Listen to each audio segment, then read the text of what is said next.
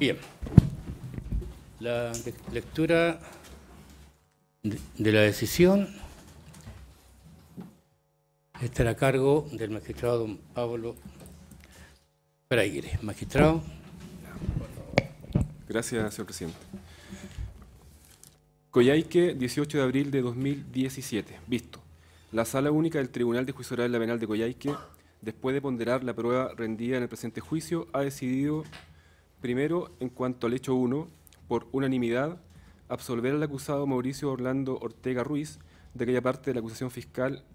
y particulares que le imputaron responsabilidad en calidad de autor en un delito de amenazas que habría ocurrido el día 5 de junio de 2015 en horas de la mañana en esta ciudad en perjuicio de Nabila Melisa Rifo Ruiz, y condenar al acusado Mauricio Orlando Ortega Ruiz como autor de un delito de violación de morada violenta en grado consumado, perito sancionado en el artículo 144 del Código Penal, ocurrido el día 5 de junio de 2015 en horas de la mañana en esta ciudad en perjuicio de Nabila Melisa Rifo Ruiz. La decisión se sustentó principalmente en las declaraciones prestadas en la audiencia de juicio oral por el acusado, la víctima Nabila Melisa Rifo Ruiz, y su hermano Elvis Enrique Rifo Ruiz, quienes estuvieron contestes en que en la fecha ya indicada, el primero llegó hasta el domicilio en que vivía la ofendida, premunido de un hacha, con la cual golpeó primero la puerta principal y después la de la cocina, la que rompió e ingresó al inmueble, llegando hasta el segundo piso donde estaba Nabila Melisa junto a sus hijos, momento en que intervino Elvis Enrique, calmando al imputado, quien se retiró del lugar. Finalmente, el sargento segundo Héctor Ricardo Ferrada Muñoz dio cuenta de las características de los daños encontrados en el inmueble, producto de los golpes con el hacha, los que reconoció en las fotografías que le fueron exhibidas. De esta forma, la irrupción violenta al interior del inmueble y contra la voluntad de la moradora resultó plenamente acreditada, no así las amenazas de matarla y de quemarle su casa mientras tomaba el hacha con una mano y la levantaba en su contra, que fueron descritas en los libelos acusatorios, pues de ellas no dieron cuenta la víctima ni el acusado, siendo la alusión más cercana a la que entregó el testigo Elvis Rifo en cuanto escuchó de Mauricio Ortega que éste quería matar a su hermana, afirmación última que al no ser proferida directamente a la víctima y resultar diferente a la hipótesis fáctica aludida en las acusaciones, resulta insuficiente e inidónea para tener por acreditada la acción en la cual se apoyó la solicitud de condena por el delito de amenazas. Segundo, en cuanto al hecho 2, por mayoría,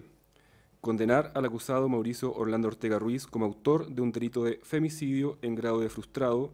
perito sancionado en el artículo 390 del Código Penal en perjuicio de Nabila Melisa Rifo Ruiz, y condenar al acusado Mauricio Orlando Ortega Ruiz como autor de un delito de lesiones graves gravísimas en grado de consumado, perito sancionado en el artículo 397 número 1 del Código Penal en relación a los artículos 400 del mismo cuerpo sustantivo y el artículo 5 de la Ley de Violencia Intrafamiliar, ocurrido el día 14 de mayo de 2016 en horas de la madrugada en esta ciudad en perjuicio de Nabila Melisa Rifo Ruiz. Y rechazar la agravante de alevosía prevista en el artículo 12 número 1 del Código Penal solicitada por la representante del CERNAMEC respecto al delito de femicidio en grado frustrado y por el Ministerio Público respecto al delito de mutilación, sin perjuicio que esta última petición de modificatoria de responsabilidad penal surgió a raíz de un llamado a debatir del tribunal en virtud del artículo 341, inciso segundo del Código Procesal Penal. La decisión anterior se sustentó resumidamente en los siguientes argumentos. Con el reconocimiento del acusado, la declaración de la ofendida y los testimonios de familiares cercanos y amigos que comparecieron a estrados, más los certificados de nacimiento de sus dos hijos incorporados al juicio, resultó acreditado que a la época de los hechos, 14 de mayo de 2016, ambos convivían en el domicilio ubicado en calle Lautaro, número 1030 de esta ciudad, y tenían dos hijos en común de 3 y 4 años. Con los dichos del acusado y de la ofendida, más los atestados de Gonzalo Basilio Bahamonde Ortega, Juan Antonio Mendoza Maldonado, Fernando Antonio Vilches Campos y Leonor Alejandra Castro Liviñanco, se probó que la noche del 13 al 14 de mayo de 2016, todos los nombrados, más el padrastro del acusado, Eduardo Soto Solís, se reunieron en el domicilio de calle Lautaro, número 1030 de esta ciudad, a cenar, beber alcohol y bailar.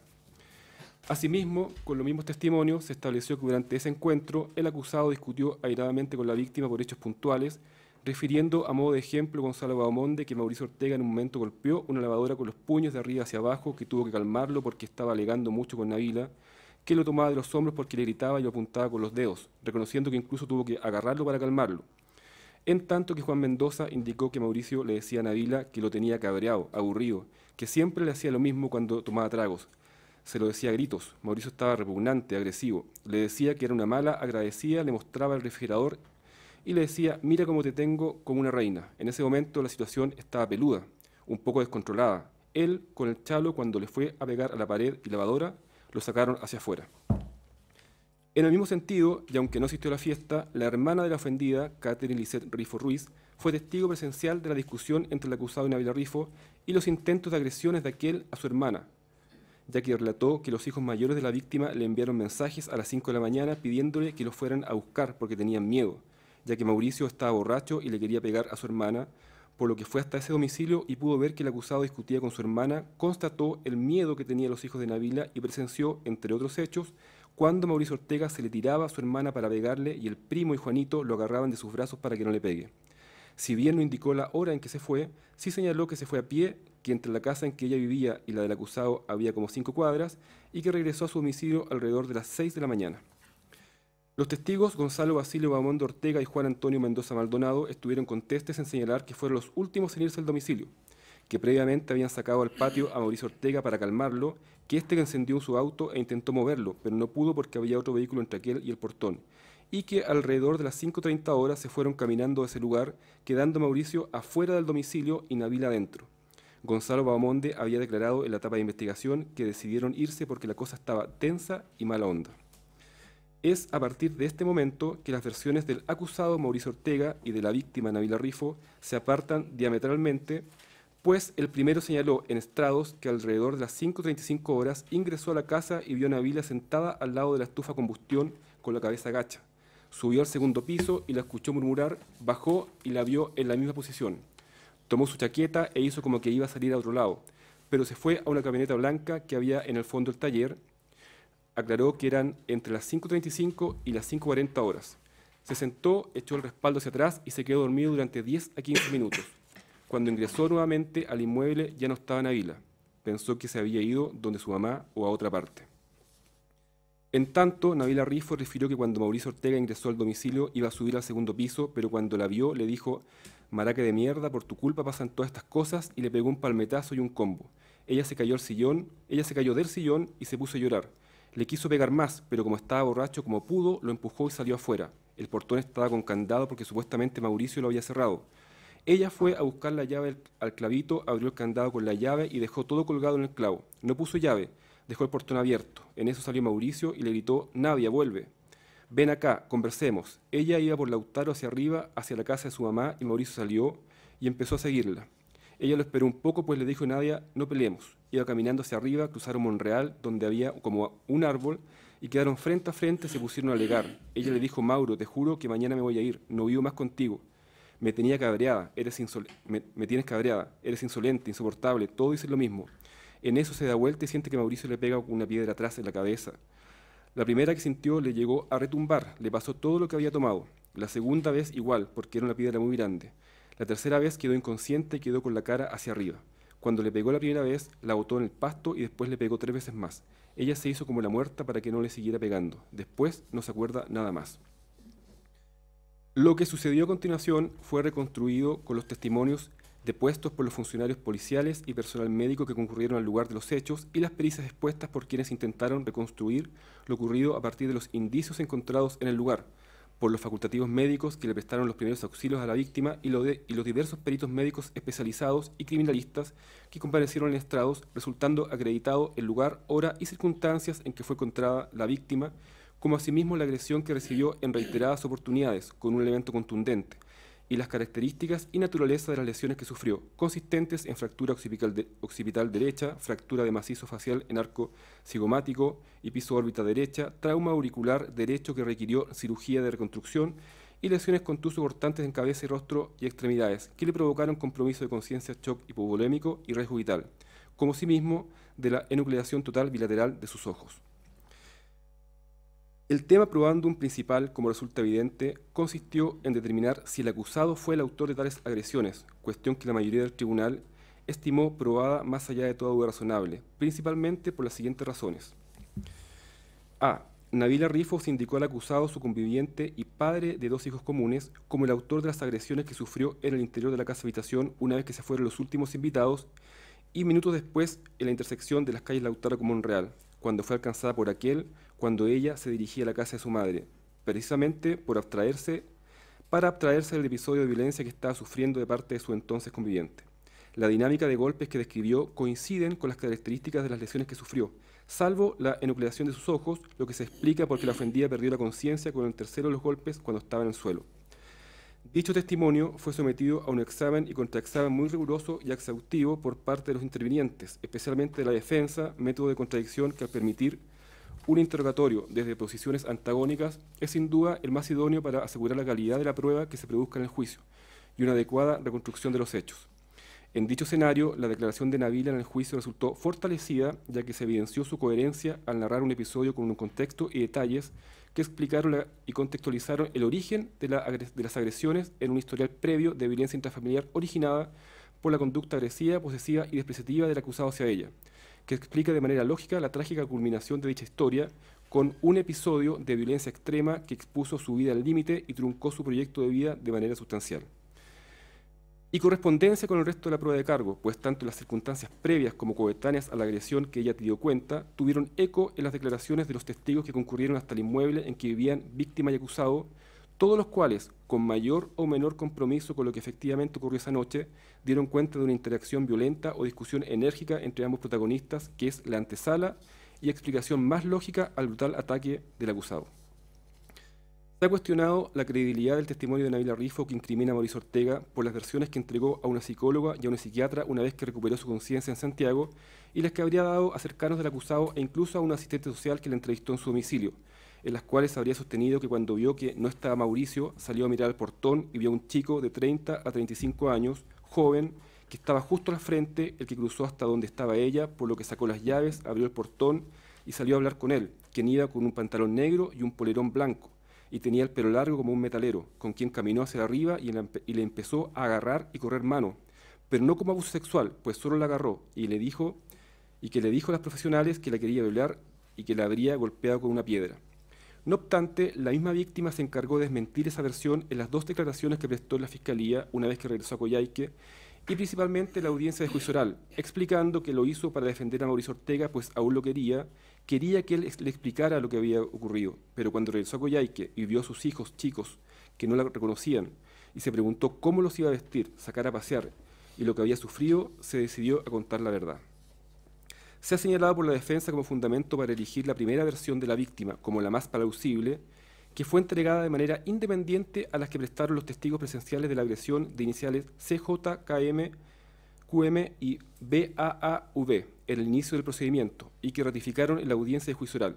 y los tres habrían descrito a la misma persona, lo que no es efectivo, pues mientras la víctima señaló a la perito, psiquiatra Susan Pavicid y Sandra Moglia Contreras que el sujeto que la atacó tenía entre 30 a 35 años, tenía su cara blanca,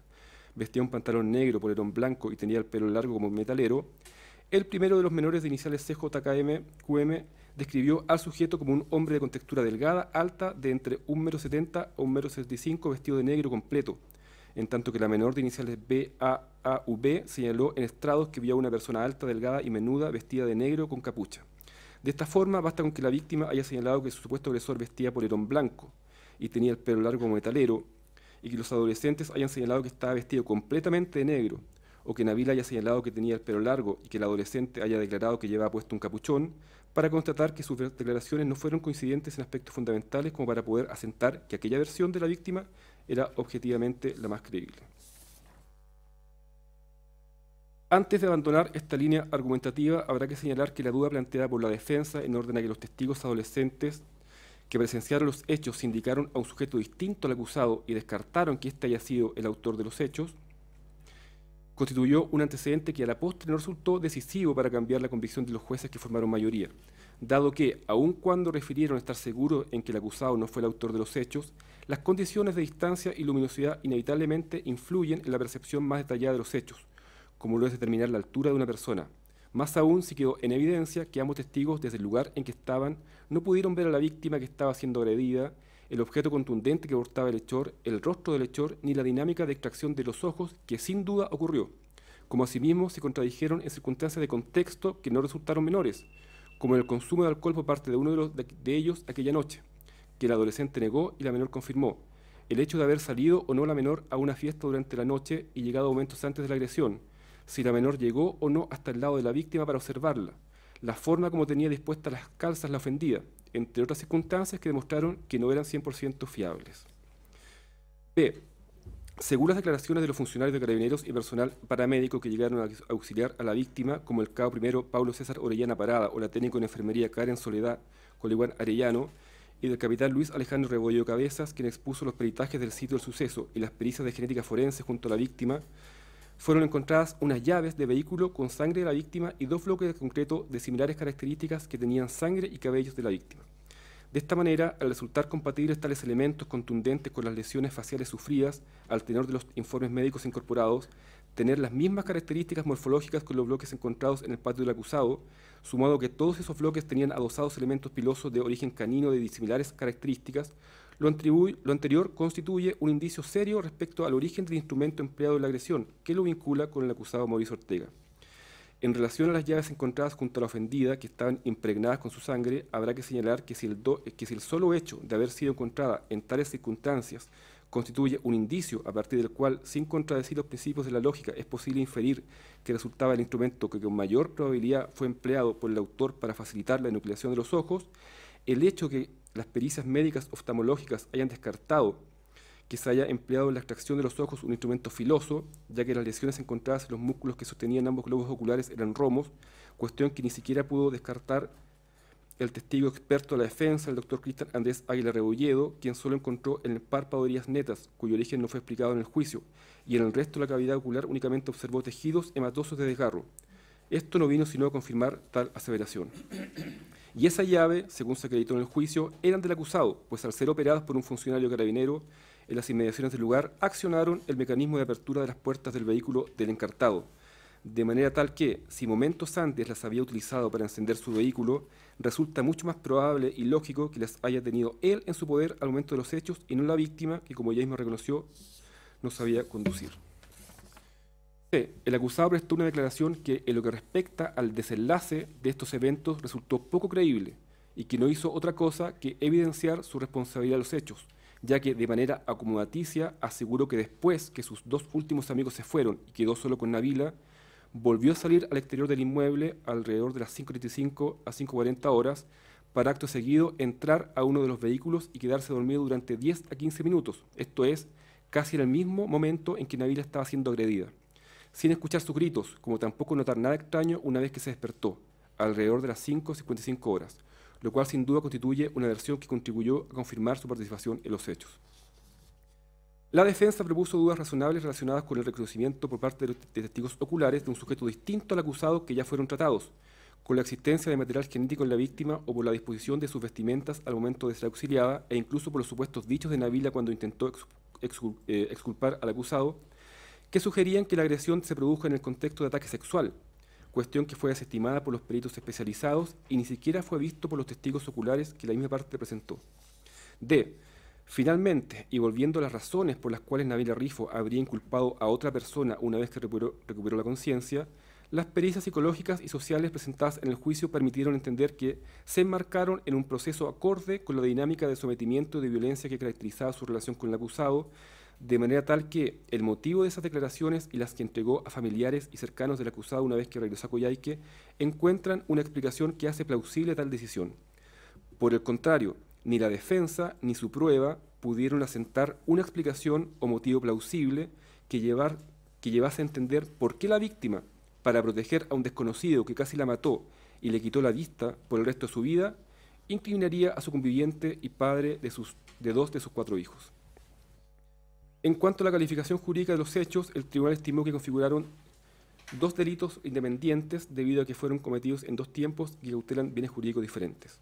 Para estimar que la agresión en la cabeza de la víctima con un elemento contundente constituyó un delito de femicidio en grado frustrado, se tuvo presente a modo de ejemplo que el médico cirujano especialista en medicina de urgencia, el doctor Adriano Andrés Pellegrini Andrade, la recibió en la unidad de urgencia del Hospital Regional de Coyhaique a las 6:41 horas del día de los hechos en estado de coma, inconsciente, con signos de trauma facial y craneal, afirmando que estaba en riesgo vital dado que hubo que ventilarla.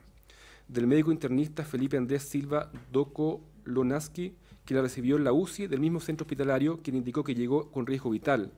el que hay que entenderlo como un todo, pues llegó en shock, hipotérmica, con múltiples lesiones, y del informe de lesiones número 110 del médico legista Felipe Solari Díaz, que la examinó el día 15 de mayo de 2016, quien, entre otras conclusiones, refirió que de no haber recibido los socorros especializados en forma oportuna, la afectada hubiese fallecido en un tiempo no mayor de 12 horas. La connotación homicida de la agresión se desprende de su brutalidad y reiteración, totalmente idóneas para provocar la muerte de la ofendida, acción que, una vez ejecutada, dejó su resultado sujeto a circunstancias completamente ajenas a la voluntad del hechor. Y para considerar que la extracción bilateral de los ojos de la víctima constituyó un delito de lesiones graves gravísimas previsto en el artículo 397, número 1 del Código Penal, en desmedro del delito de mutilación reiterada, perito sancionado en el artículo 396, inciso primero del Código Penal, propuesto por todos los acusadores, independiente del femicidio en grado frustrado que configuraron las primeras lesiones, se tuvo presente que en general los médicos que trataron a la víctima fueron enfáticos en señalar que la enucleación de los ojos no imprimió al cuadro general de la víctima un riesgo vital adicional, citando en este punto al médico Felipe Andrés Silva, quien señaló que esa mañana la situación crítica venía dada por las otras lesiones y no por la enucleación, pero se debió hacer un aseo quirúrgico a las cavidades oculares. En este contexto, la diferencia de momentos entre la primera y segunda acción, las particulares características del procedimiento mecánico que tuvo que hacer el agresor para extraer ambos globos oculares, muy bien descritos por la perito médico legista y criminalista Vivian Cecilia Augusto Vaquerizo,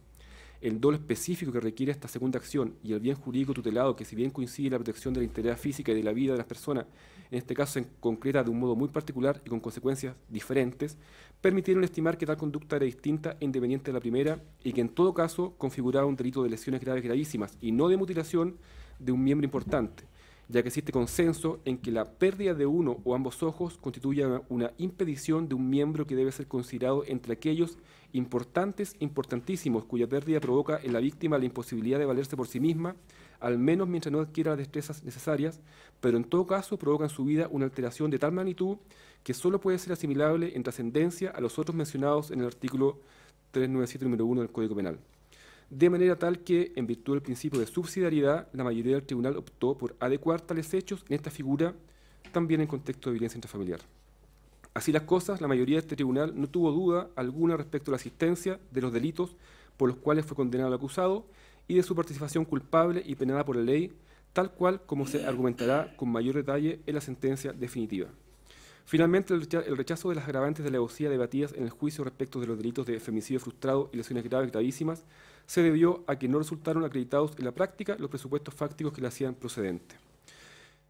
El voto en contra es del magistrado don Luis Rolando Río Moncada, quien en este hecho estuvo por absolver al acusado de los cargos formulados en su contra al no haberse acreditado su participación en los mismos y en todo caso estimarlos como un solo delito de lesiones graves gravísimas. Entiendo que el magistrado dará a conocer sus argumentos particulares. Teniendo presente que el juicio duró 23 días de conformidad al artículo 344 del Código Procesal Penal, la sentencia se comunicará el día lunes 2 de mayo, martes 2 de mayo del año en curso a las 16 horas. Redacción de este juez, Pablo Freire Gavilán, y el voto en contra por su autor. RIT 1 del 2017, RUC 1600462017-7, decisión pronunciada por la Sala Única del Tribunal de Juicio Oral Penal de Coyhaique, integrada por los jueces don Luis Rolando del Río Moncada, quien la presidió, don Mario Andrés Reyes Stromer, titular del Juzgado de Letras, Garantía y Familia de Chile Chico, subrogando legalmente, y don Pablo Andrés Freire Gavilán. Leía, señor presidente. Gracias, magistrado. Voy a dar lectura a mi voto.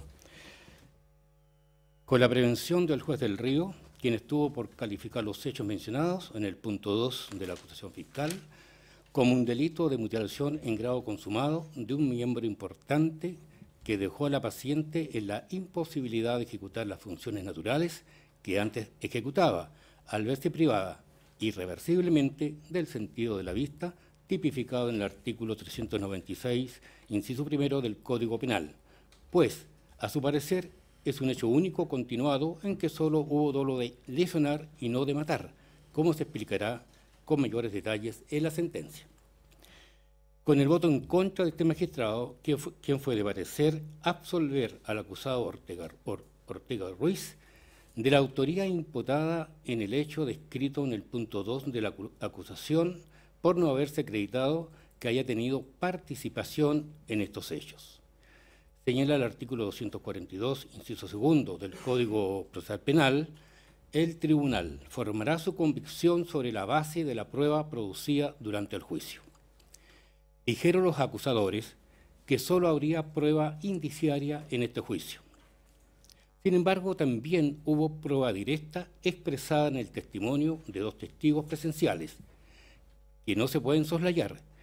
Indicaron que el agresor era un sujeto cuyas características físicas se correspondía con la semblanza descrita por la víctima en sus declaraciones anteriores a su último relato.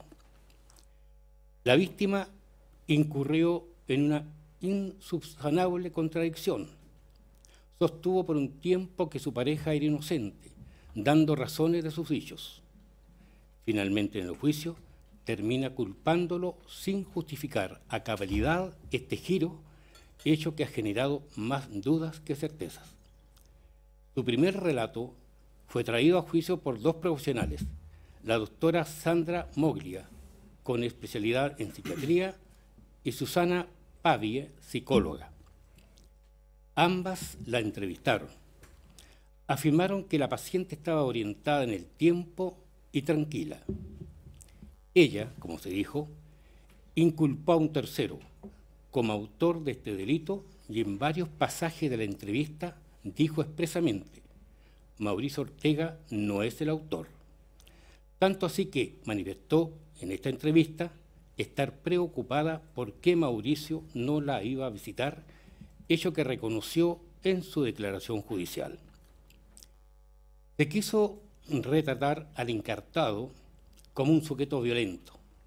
Sin embargo, salvo un episodio objetivo, el de violación de morada, no hay otros antecedentes que evidencien una conducta agresiva habitual.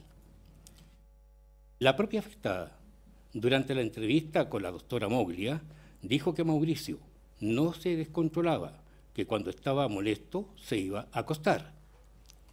El relato entregado por la víctima a las profesionales ya citadas fue contundente, claro y preciso. Exculpó al acusado Ortega.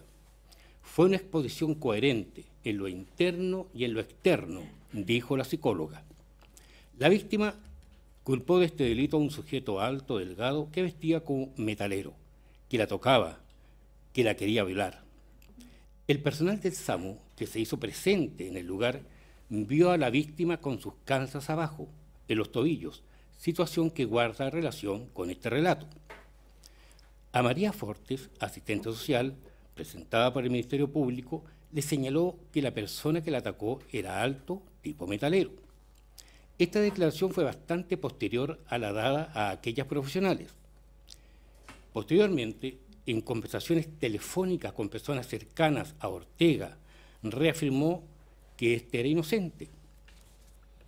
La asistente social habló del fenómeno de la retractación,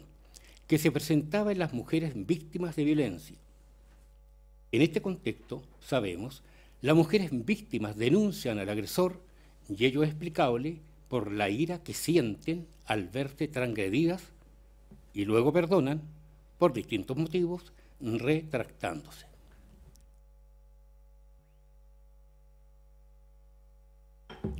Pero la situación en este caso fue distinta. En su primera declaración, libre de toda coacción, no expresó esta ira, cuando ello se justificaba plenamente por ser un acto de sevicia extrema en su contra, denunciándolo. Derechamente le atribuyó responsabilidad a otro sujeto. A lo anterior se agrega la ausencia de un examen de laboratorio que determinara la constitución íntima de los trozos de hormigón encontrados con sangre en el sitio del suceso para compararlos con los encontrados en la casa del imputado. De esta manera, se pudo haber aclarado si eran o no parte de una misma estructura. No hay prueba de ADN que vincule de manera concluyente al acusado con la autoría en este delito. Al final, tenemos dos versiones dadas por la propia víctima, que se contraponen. El primer relato ante las profesiones mencionadas, a juicio de este juzgador, fue espontáneo e impresionó sincero, porque además se articula a otras pruebas como la declaración de los adolescentes. El segundo relato no resulta del todo convincente.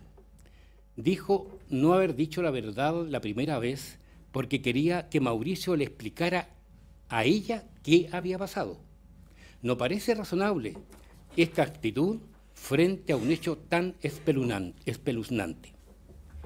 Esta paradoja no fue superada con otras pruebas, como se explicará en la sentencia. Para condenar se requiere un alto grado de certeza y no de meras probabilidades, como acontece en este juicio, lo que provoca duda razonable acerca de la verdadera participación de Ortega en este delito y, en consecuencia, como se dijo en el exordio, se le debe absolver. Bien, hasta aquí el voto disidente de minoría y a continuación vamos a abrir debate para determinar la concurrencia de circunstancias modificatorias de responsabilidad penal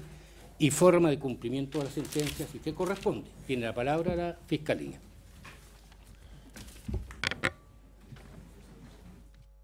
Gracias, señoría.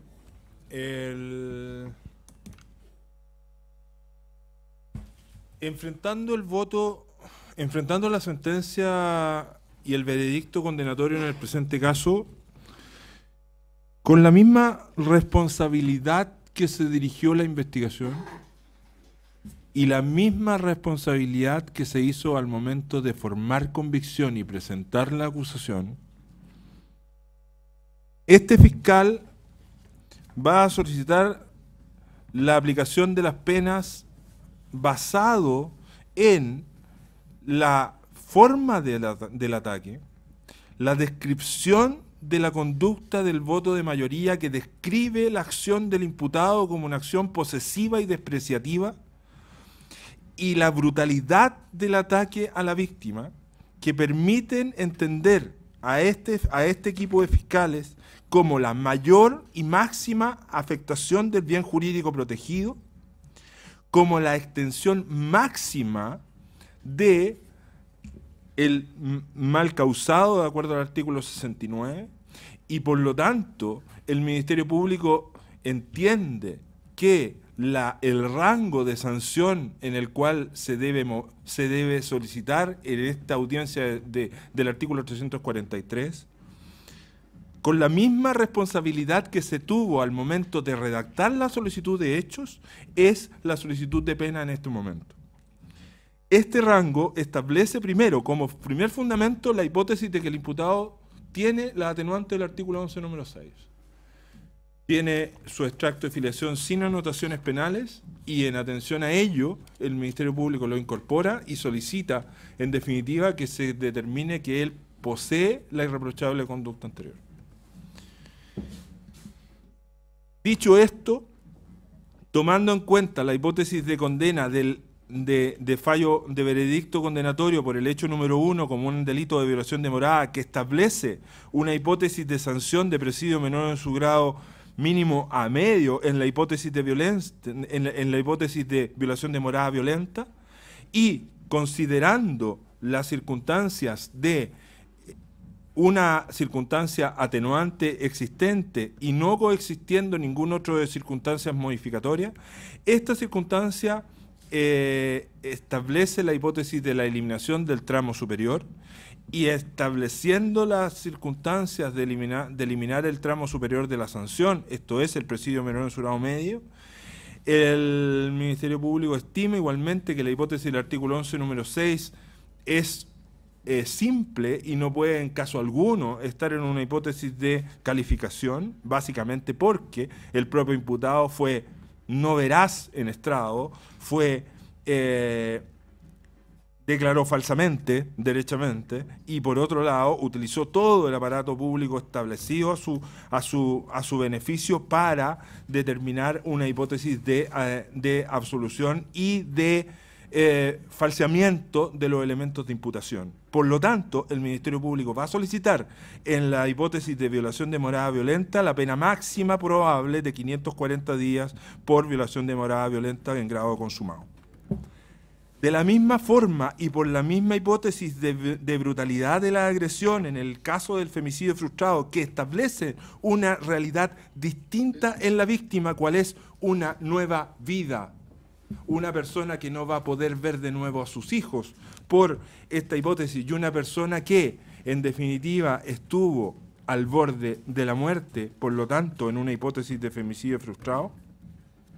el Ministerio Público cree que el rango de sanción establecido aquí es el de la máxima extensión.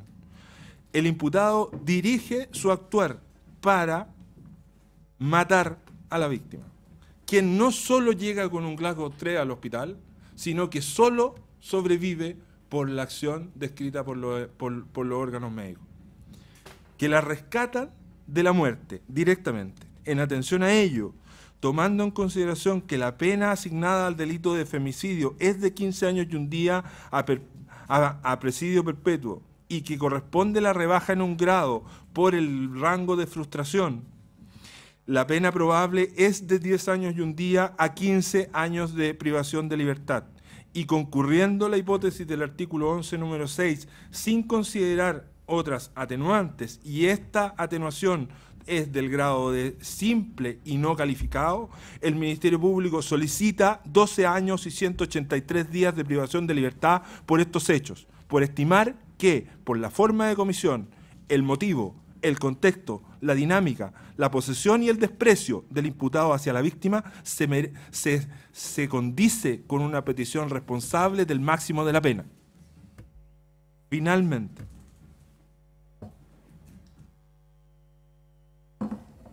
respecto del delito de lesiones graves gravísimas. La pena del delito de lesiones graves gravísimas a la cual ha arribado el tribunal es un hecho separado y distinto, como ha determinado el voto de mayoría. Este hecho separado y distinto tiene por objeto exclusivamente causar mayor daño, exclusivamente dejar una marca en la víctima, exclusivamente privarla que pueda ver, de nuevo, a él o a sus hijos, porque está establecido en una hipótesis de contexto de agresión de género. La dinámica de privar de nuclear bilateralmente a la víctima, de privarla del sentido de la vista, de sacarle ambos ojos, es el hecho de mayor brutalidad contenido en la acusación fiscal. La acción dirigida por el imputado fue consciente, fue voluntaria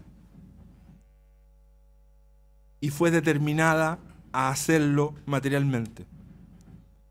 Tomó los ojos de la víctima y se los arrancó.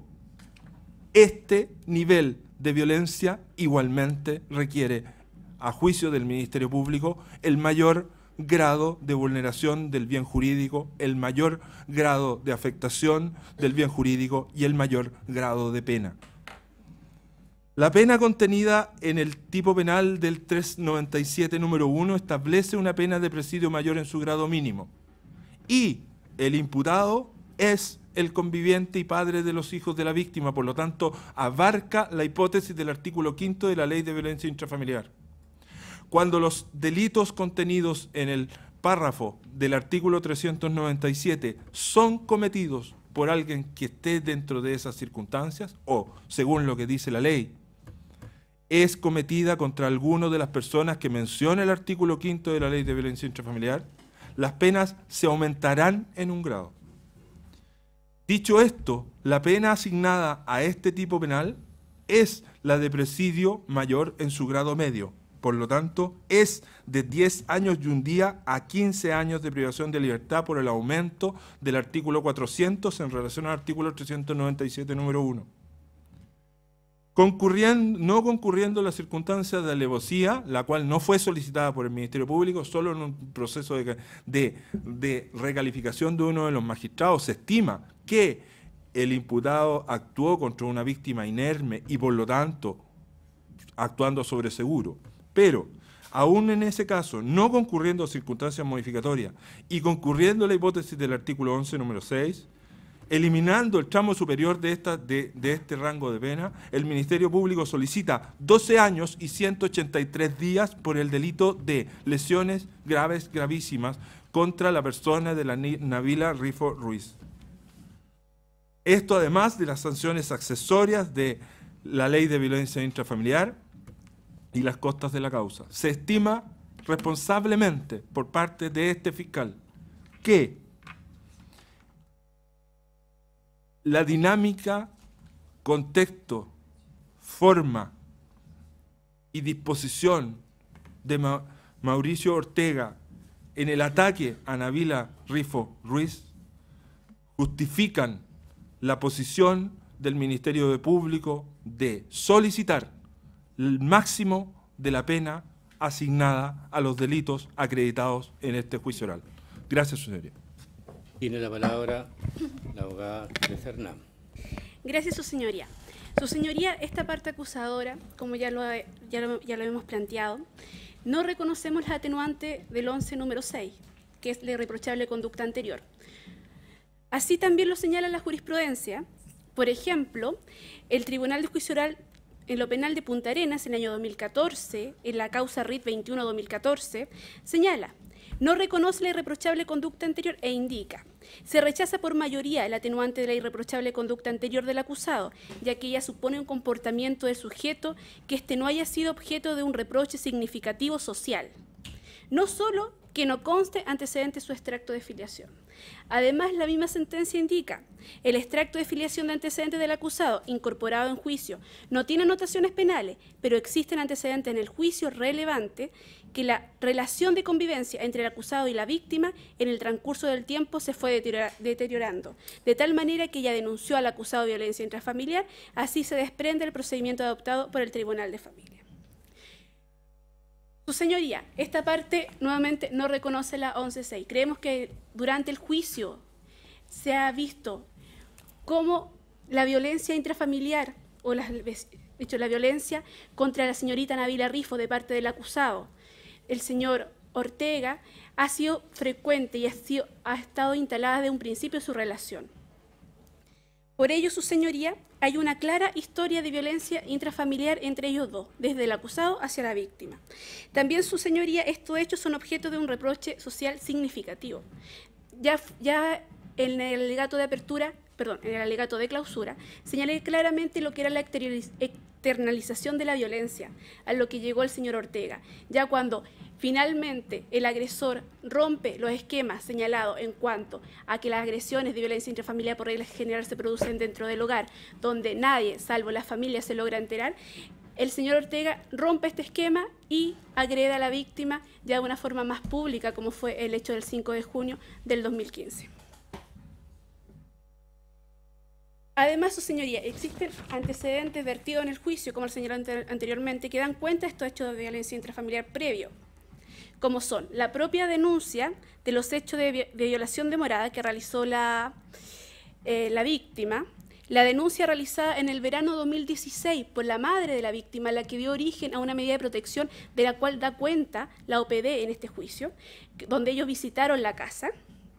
También, su señoría, la derivación en 2 oportunidades del agresor al centro de hombres, que son hombres que ejercen violencia contra sus parejas, mujeres, señoría, tanto en la causa que existe en materia penal como en materia de familia. Eso también lo indicó la OPD. Su señoría, y los relatos tanto de la psicóloga Gabriela Opaso como la psiquiatra Laura Terán dan cuenta de la historia de violencia que existen entre ambas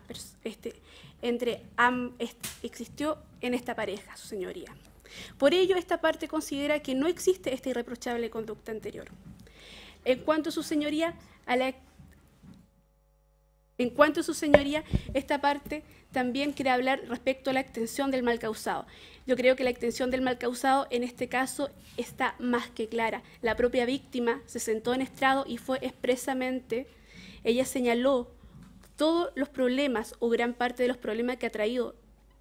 estos hechos de violencia extrema, de lo cual ella fue víctima, su señoría. Me quiero adherir a lo señalado del Ministerio Público en cuanto a las circunstancias, porque las circunstancias fueron brutales y no quiero reiterarlas, ya que lo más probable es que la víctima también esté escuchando en este sentido y no le queremos provocar más daño. Por esa razón, esta parte solicita las penas de femicidio ya señalada la acusación en cuanto a las lesiones graves, gravísimas, si bien con aplicación del artículo 400, nosotros solicitamos la pena de presidio mayor en su grado mínimo perdón, me equivoqué. Presidio mayor en su grado medio, en su límite máximo. Esto es 15 años y un día, ya que nosotros no reconocemos atenuante y solicitamos que se califique por el tribunal la extensión del mal causado. Bien, abogado del Ministerio del Interior tiene la palabra. Gracias, magistrado.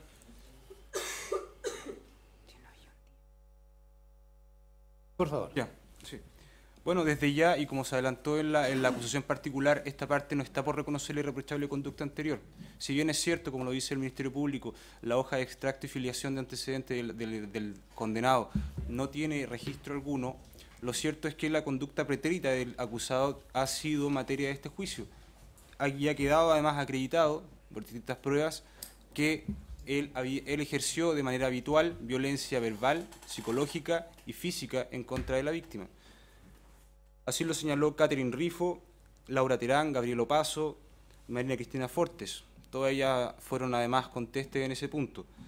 A mayor abundamiento, Sandra Pradenas también nos indicó que el acusado había sido derivado de un centro especializado de violencia contra la pareja, al cual él nunca asistió. Por lo tanto, claramente aquí no estamos frente a una persona que ha tenido una conducta exenta de reproche. Muy por el contrario, todas esas conductas que acabo de describir podrían haber configurado perfectamente el delito de maltrato habitual establecido en la ley 20.066. Por otro lado, cabe tener presente que en ninguna parte, en ninguna norma legal, existe la limitación de que la irreprochable conducta exterior se limita simplemente a no tener registro alguno en el extracto y filiación. Este es simplemente un elemento más, entre otros, que puede ocupar la defensa y que puede ser rebatida por prueba en contrario, lo cual en este caso ha ocurrido efectivamente. Y este ha sido además el criterio que ha seguido la Corte Suprema en este tipo de casos de femicidio. En la causa, por ejemplo, Rol 5213-2009, la Corte acogió el razonamiento del juez de primera instancia, señalando, y en esto cito textual, que en el caso que se analiza, los sentenciadores aceptaron que el acusado no había cometido antes delito alguno por el cual hubiera resultado condenado, pero tuvieron por demostrado que, con anterioridad a los hechos de autos, sí había sido violento en su actuar con la misma víctima. En el mismo sentido también tengo una sentencia en la Corte de Apelaciones de San Miguel en la causa Rol 14-2006. Por lo tanto, el no tener antecedentes en el registro, el extracto de filiación de antecedentes, no es óbice para que para que se entienda que la conducta anterior del acusado haya sido reprochable. En cuanto a las penas concretas que se solicitaron, respecto al delito de violación de morada violenta, se solicita la aplicación de la pena de presidio menor en su grado medio, y aplicando en este tramo de la pena el máximo posible, esto es 3 años de presidio.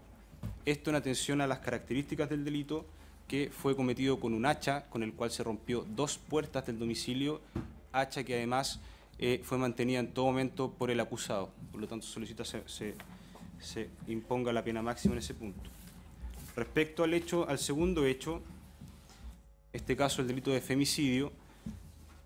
atendido que se encuentra en grado de frustrado, estamos frente a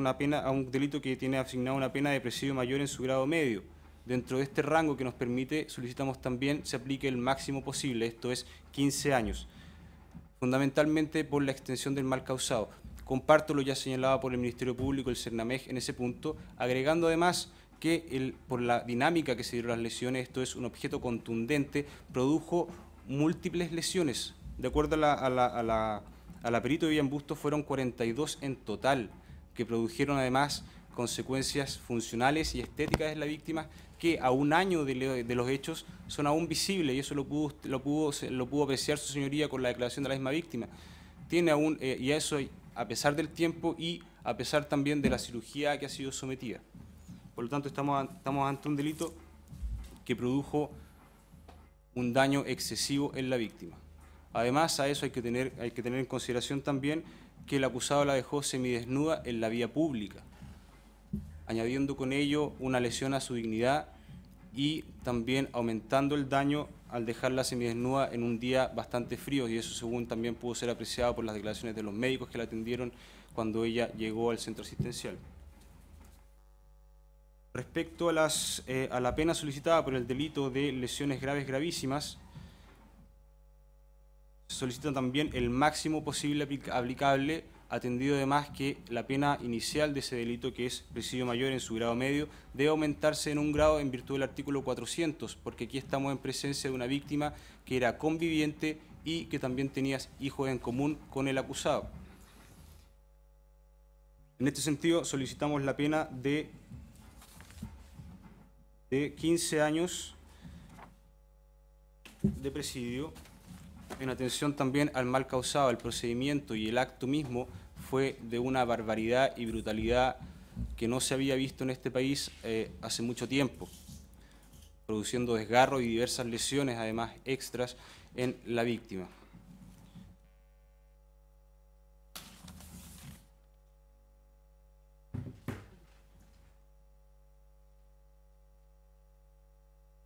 Todo, magistrado.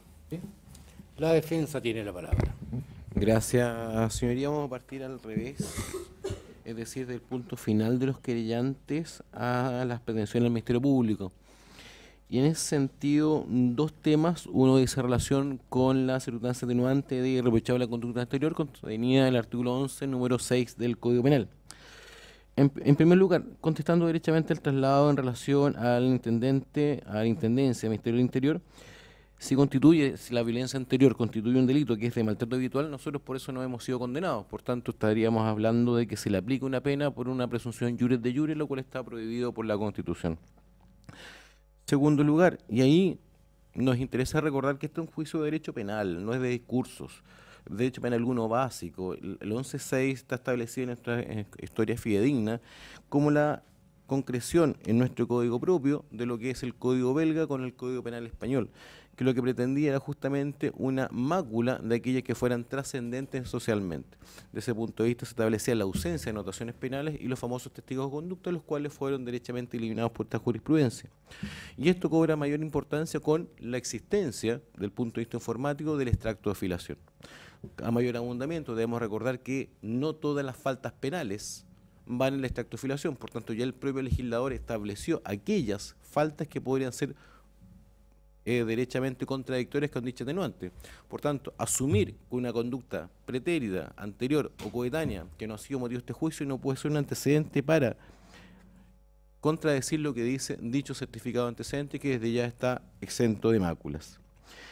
En segundo lugar, parece que se le ha olvidado que teoría de la pena. Aquí lo que se aplica primeramente son las circunstancias atenuantes. Y en la ausencia o compensación de circunstancias atenuantes se aplica la mayor o menor extensión del mal causado. Existiendo una circunstancia atenuante, uno no entra a preguntarse por dicha extensión. Y si nos quisiéramos preguntar por dicha extensión, lo que tenemos que, esta extensión es precisamente el ratio legis de la pena altísima que ha establecido el legislador. Es decir, yo no puedo,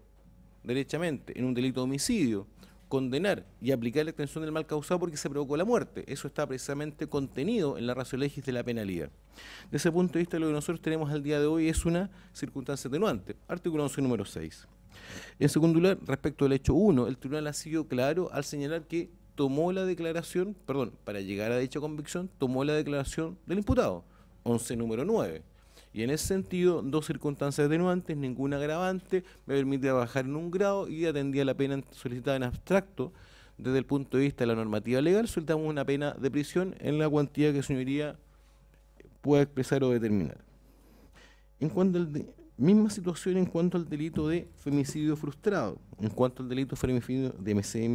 femicidio frustrado, la extensión está recogida por la pena, por tanto no puede ser un elemento. En segundo, existe a juicio del ente persecutor una circunstancia atenuante, ¿cuál es? El artículo 11, número 6, por tanto este no es un elemento de determinación de pena. Artículo 11, número 6, tomamos nuevamente la declaración, la cual fue considerada por el propio tribunal, en los aspectos que determinaban circunstancias de tiempo, hora y lugar, y por tanto, habiéndolos tomado, solicitamos que se reconozca como una circunstancia atenuante, solicitando para el primer delito la pena de presidio mayor en su grado mínimo de 5 años y 1 día. Mismas hipótesis, mismas señalamientos en cuanto a la cuantía respecto al segundo delito, 5 años y 1 día de presidio mayor en su grado mínimo. Circunstancia 11, número 6, circunstancia atenuante 11, número 9, me permite rebajar en 1 grado la pena. Esas serían las alegaciones que en cuanto a este punto se podrían soslayar. Sin perjuicio de lo anterior, y entendiendo que son hechos diversos,